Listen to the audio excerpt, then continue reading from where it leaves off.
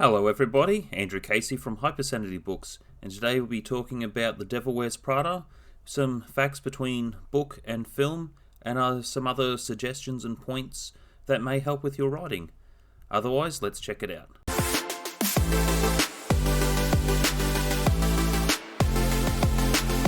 Number 10. Fox bought the rights to the film before the book was finished.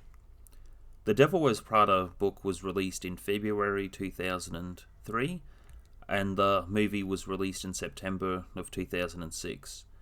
The movie was greenlit by Fox once Meryl Streep agreed to the role. Number 9. Characters were based off real people. It was not officially said, but Anna Wintour was the inspiration for the Miranda Priestly character. The protagonist of Anne Hathaway was written, the author was someone who worked close to this person for Vogue magazine. I'm not trying to trash talk anyone, but you can see that there's a few comparisons. One character that was confirmed to be based off someone else was the Emily character. She was based off a real person with so many personalities and experiences. We hear about this in fiction with flat characters and round characters. Well, then I also talk about case studies. Case studies take things to the next level. The book was really good, and then the movie added more layers to the characters, which turned a lot of the characters in the movie into case studies. OCPD, Obsessive Compulsive Personality Disorder. With two of the characters this stands out with is the Miranda character and the Emily character. They both have this type of disorder. After talking to a professional, of course, gathering more information for this video. Otherwise, these are some of the points to be aware of with this disorder and how it impacts with certain characters in this story. So the first point is they're preoccupied with details until the point of the activity is lost. Perfectionism that interferes with the task completion. Excessive devotion to work, excluding friendships.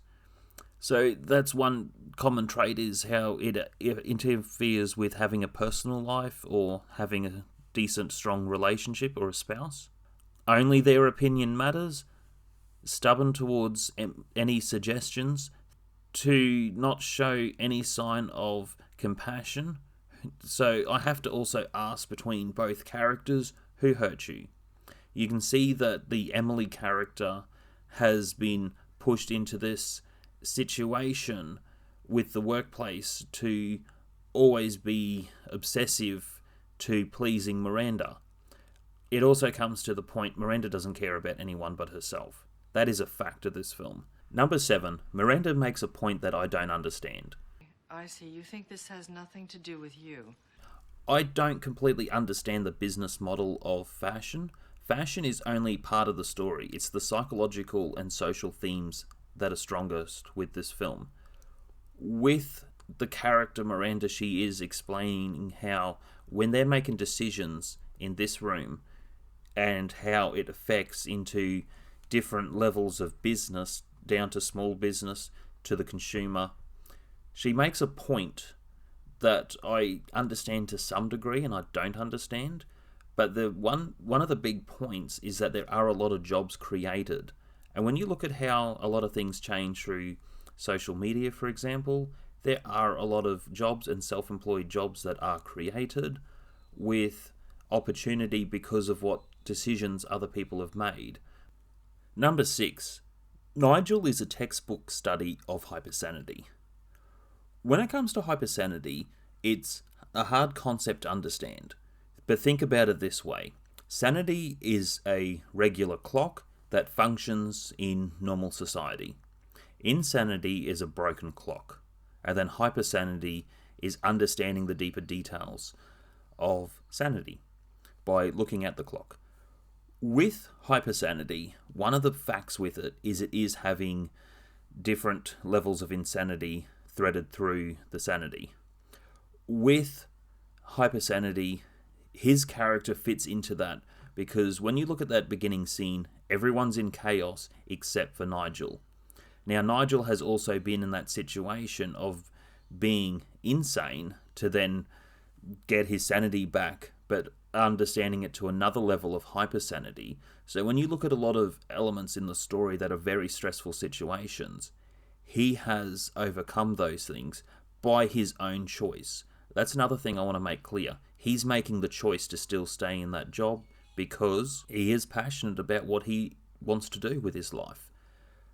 With that concept, people argue to say, oh, someone's insane because they didn't handle this situation well, or they left this situation, marriage broke up, etc.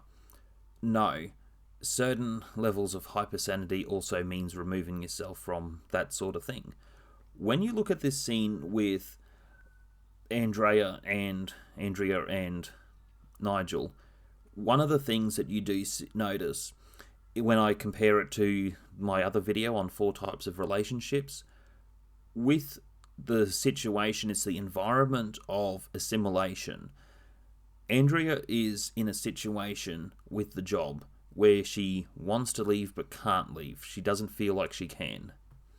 With these warning signs, you'd think about the workplace as a toxic relationship, where it's easy to look in and say, just leave. And that's my problem because... Oh, wait, no, it's not my problem. So in this part of their relationship, it's becoming a marginalized relationship. Do you want me to say, poor you? Miranda's picking on you, poor Andy. And you want to know why she doesn't kiss you on the forehead and give you a gold star. We all do this in life. So it is annoying when people pretend that they don't, because we've all had to do this with different people, with different situations. We've had to tell it how it is. However, when you look at the Nigel character, his relationships are more of a separator's relationship. He keeps himself separate from other people. That is why he is a triagonist. However, in this story, he goes from a triagonist type character that's able to keep himself sane in an insane situation. No. I don't know what you expect me to do. So I would say there is a chance he had a mental breakdown with the character. It is very plausible. However, in this particular time, he then transitions into the deuteragonist to be the supporting character to Andrea. That's one thing that I do like with this film, is it shows how his character changes to the current situation and how he also handles his day-to-day life when a lot of people don't. Number 5, the protagonist's friends are not the sub-antagonist or antagonist. This is one extreme misconception with the story.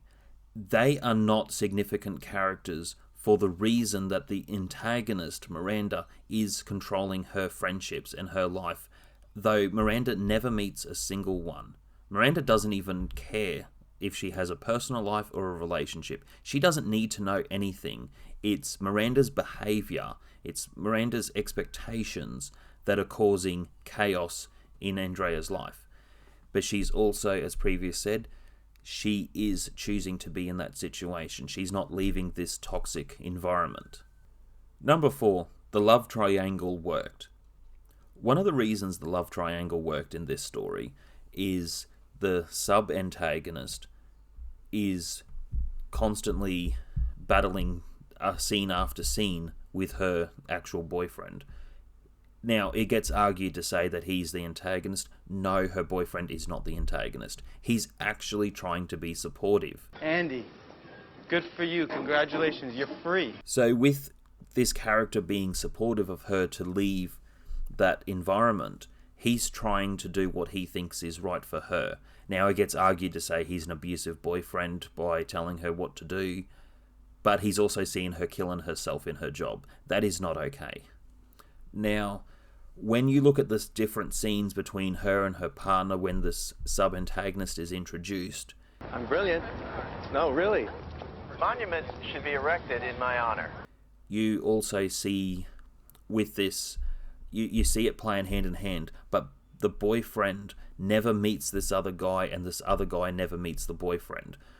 However, Andrea still goes to temptation.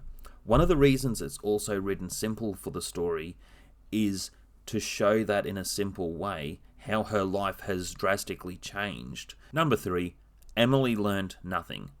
As previously mentioned, her OCPD, so her personality is too strong. With everything through the story, even after being hit by a car, she will still get out of hospital, go back to work, and she will do the same thing again. This character will not learn the hard way. She is the definition of insanity. The job is what she thinks is so good to finally getting this promotion in this particular workplace. She will abuse her body knowing that there's risk factors, and even if she's knowing that there's certain risk factors with what she's doing, she will keep doing the same thing without learning anything else.